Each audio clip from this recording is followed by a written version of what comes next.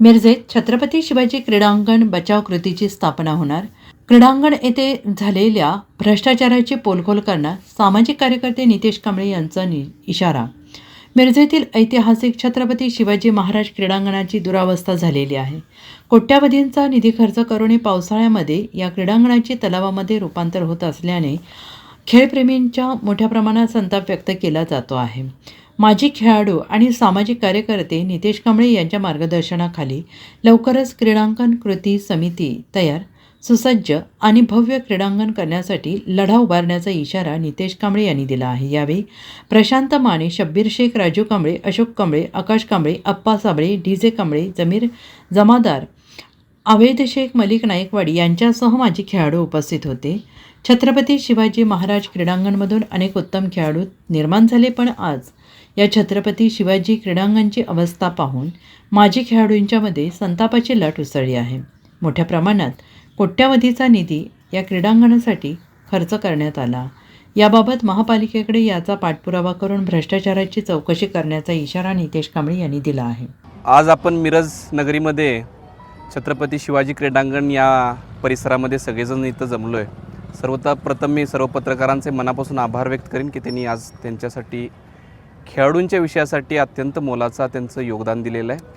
सर्वप्रथम मी महानगरपालिकेच्या सर्व अधिकाऱ्यांना तसेच क्रीडा अधिकारी सर्वांना एक सांगू इच्छितो की ह्या क्रीडांगणाची झालेली दुरावस्था त्यांनी पाहण्याकरता त्वरित एक शिष्टमंडळ इथं पाठवावं.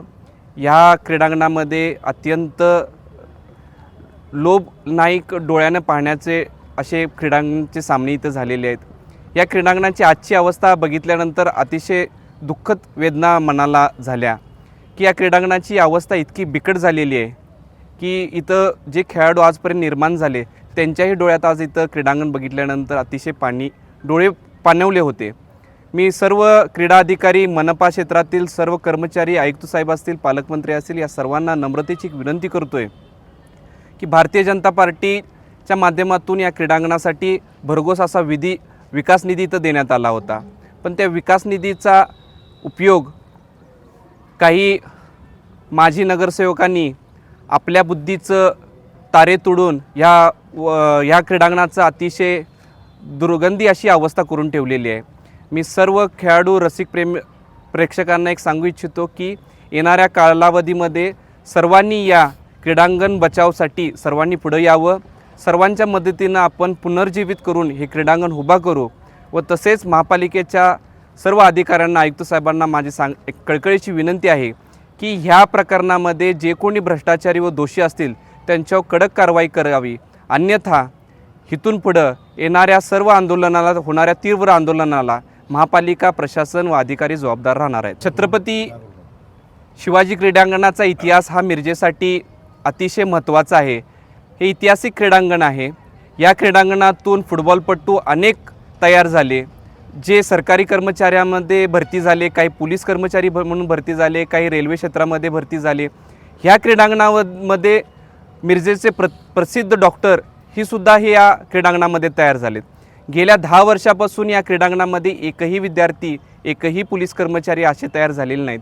या क्रीडांगणाची अवस्थाच इतकी वाईट आहे की इथं खेळण्याची व्यवस्थाच नसून पावसाळ्यामध्ये तर इथं स्विमिंग पूलचं स्वरूप असतं. मला प्रशासनाला विनंती आहे की त्यांनी मला स्विमिंग पूलच्या स्पर्धा भरवण्याची इथं मान्यता द्यावी.